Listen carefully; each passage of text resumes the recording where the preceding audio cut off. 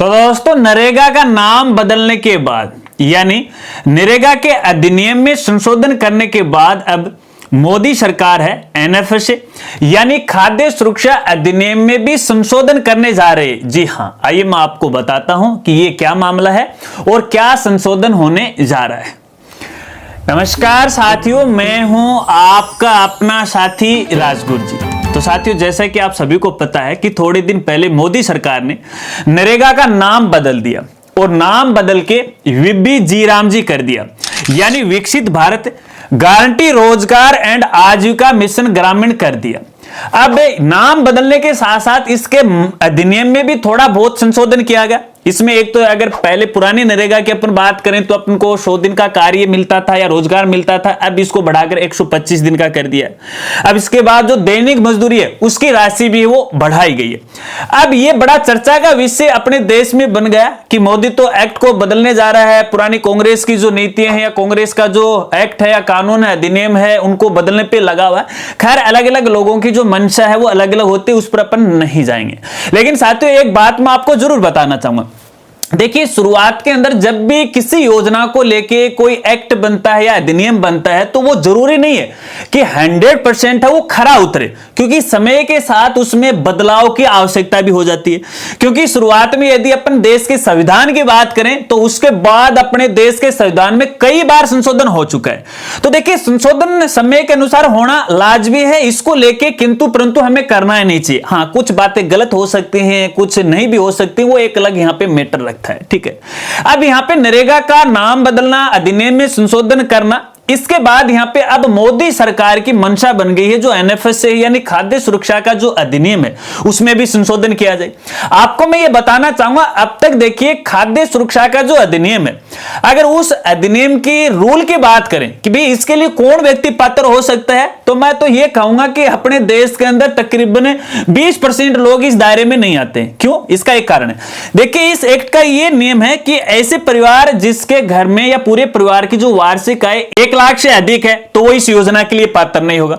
लेकिन हमें यह समझना चाहिए, अब यहां पे प्रति व्यक्ति की आय है अपने देश में बढ़ रही है, तो आय तो ज्यादा होगी, तो 1 लाख का क्राइटेरिया का काफी लोग इसका विरोध भी कर रहे हैं। इसके साथ साथ उसके घर में कोई सरकारी या अर्ध सरकारी कर्मचारी भी नहीं होना चाहिए। सरकारी हो वो तो ठीक है, लेकिन अर्ध सरकारी, मान लो कोई ट्रांसपोर्ट कंपनी के अंदर काम कर रहा है या फिर कोई किसी गैर सरकारी संगठन के साथ लिंक है, तो महीने के वो 10-15 हजार रुपए कमाता है। ठीक है, अब वो 10-15 हजार रुपए कमाएगा तो उसको भी इस दायरे से बाहर वो रखा गया है। इसके अलावा ऐसा परिवार या व्यक्ति है उसका जो घर है वो 2000 वर्ग फुट से बड़ा पक्का मकान नहीं होना चाहिए ग्रामीण क्षेत्र में, और शहरी क्षेत्र में 1500 से ज्यादा नहीं होना चाहिए, जो कि तकरीबन है आजकल सभी लोगों के पास मिल जाता है, क्योंकि वैसे भी सरकार के द्वारा है यहाँ पे योजना चलाई जा रही है पक्के मकान बनाने की। ठीक है, इसके अलावा यदि किसी के घर में 4 पहिया वाहन है तो इसको भी है इसके अंदर शामिल नहीं किया गया, केवल एक वाणिज्यिक वाहन और कृषि जो अपना ट्रैक्टर होता है उसको छोड़ करके। तो ऐसे में यदि अपने राजस्थान के संदर्भ में बात करें तो हाल ही में गिव अप अभियान चलाया गया था और उसके अंदर बहुत सारे लोगों ने अपना नाम हटवाया, क्योंकि तकरीबन जो परिवार है उनके घर में 4 व्हीलर है, पर्सनल गाड़ी है, अब उस दायरे में नहीं आते हैं, तो बेचारे डर के कारण, भय के कारण कि कल से हमें कोई वसूली नहीं कर ले, तो अपना नाम है वो हटा लिया। तो कहने का मतलब शुरुआत के अंदर ये जो अपने खाद्य सुरक्षा का अधिनियम बना था, इस अधिनियम में कई खामियां थी। हालांकि ठीक है, उस समय नहीं होगी, उसमें अपना भारत वो गरीब होगा, लेकिन धीरे धीरे भारत आगे बढ़ा, विकास हुआ है, तो प्रति व्यक्ति आय भी बढ़ेगी, तो आय के साथ नियमों में संशोधन होना भी जरूरी है। अब यहां पे मोदी सरकार की यह मंशा बन गई है कि ये जो खाद्य सुरक्षा अधिनियम है, इस अधिनियम के तहत हर एक पात्र व्यक्ति है वो जुड़ना चाहिए और 100% जुड़ना चाहिए, क्योंकि यहां पे बहुत सारे ऐसे व्यक्ति हैं जो इस योजना का लाभ भी नहीं उठा पा रहे। अब इसके साथ साथ मोदी सरकार का यह भी कहना है कि इस जो अधिनियम है इसमें पारदर्शिता भी लाई जाएगी, कि इसकी आवेदन प्रक्रिया है, इसके जो भी आंकड़े हैं, ऑनलाइन है, पैसे देना वगैरह वगैरह, वो सारी की सारी है ऑनलाइन है, वो करना पड़ेगा। हालांकि अब भी बहुत सारी चीजें ऑनलाइन है, लेकिन आज भी बहुत सारी चीजें हैं ये खाद्य सुरक्षा के लिए ऑनलाइन नहीं है। तो मोदी सरकार का मकसद यह है कि इस अधिनियम में संशोधन किया जाए ताकि यहां पे हर एक पात्र व्यक्ति है इसका फायदा उठा सकते। बस इसी वजह से है इस अधिनियम में संशोधन करने की मंशा बन गई है। हालांकि फिलहाल देखिए विचार ही किया गया, अभी इसके बारे में लोकसभा के अंदर कोई प्रस्ताव है या बिल है वो प्रस्तुत नहीं किया है। अब लोकसभा में इसका जिक्र होगा, राज्यसभा में जिक्र होगा, फिर राष्ट्रपति के पास जाएगा, फिर जाके है एक्ट में है कोई संशोधन होगा। तो एक लंबी प्रक्रिया है। अब देखिए ये वीडियो बनाने का मेरा क्या मकसद है वो मैं आपको बताता हूं। दोस्तों देखिएगा, जैसे वो नरेगा वाले अधिनियम में संशोधन हुआ तो उस समय भी सरकार ने है कोई पब्लिकली ऐसा नोटिफिकेशन जारी नहीं किया गया कि जो आम जनता उससे इस एक्ट में संशोधन करने के लिए कोई राय मांग ली जाए। हालांकि मुझे इस बारे में पता नहीं है, ठीक है ना, अगर मांग ली होगी तो मुझे जानकारी नहीं, मेरे ख्याल से मांगी भी नहीं।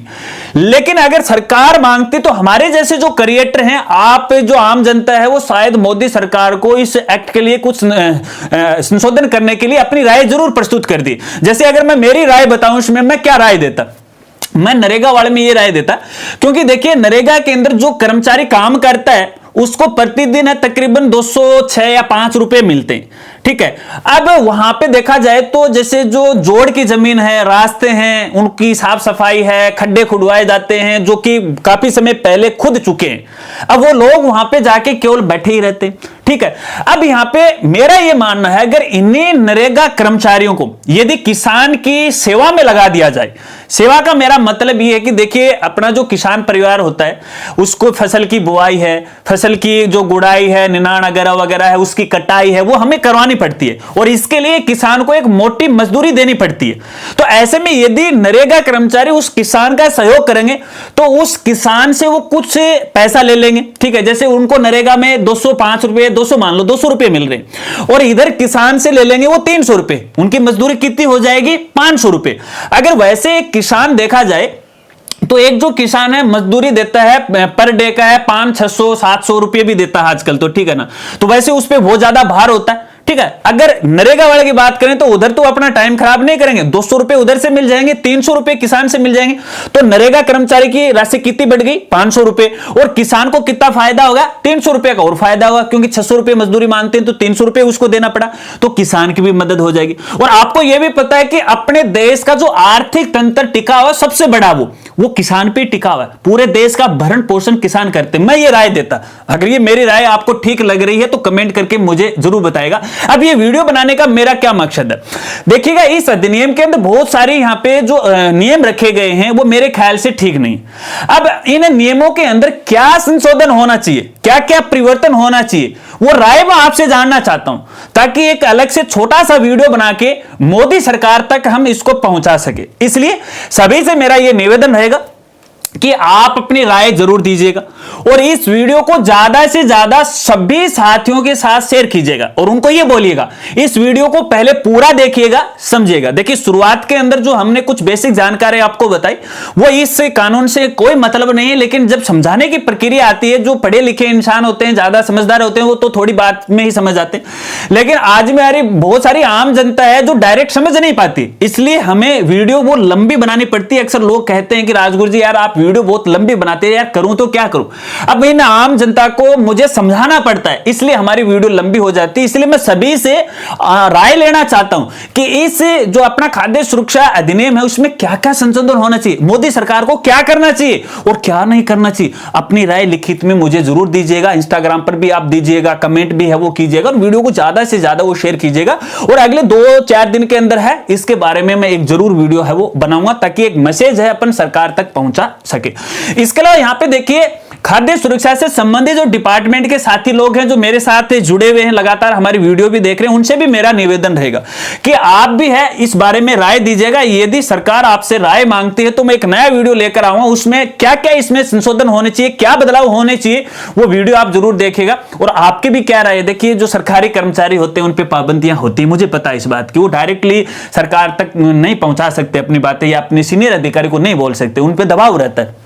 आप हमें बोलो ना, हम आपकी जानकारी गुप्त रखेंगे। आप मुझे वाया मेल के द्वारा लेटर है वो लिख सकते हैं, ठीक है, या फिर वैसे डायरेक्टली मैसेज कर सकते हैं, इंस्टाग्राम पर भी मैसेज कर सकते हैं, ताकि हम समझें उस चीज को कि आपकी क्या मंशा है और आम जनता के लिए आप क्या करना चाहते हैं। देखिए आप भी आम जनता, किसान परिवार से हैं, नौकरी लग रहे हैं, अच्छी बात है, काम कर रहे हैं, लेकिन एक आम जनता की मदद करना एक अच्छी इंसानियत को मैं मानता हूं। तो आप भी अपनी राय वो जरूर दीजिएगा और वीडियो को ज्यादा से ज्यादा वो शेयर कीजिएगा। मिलते हैं फ्रेंड्स अगली एक नई वीडियो के साथ, नए अपडेट के साथ। तब तक के लिए जय हिंद, जय भारत।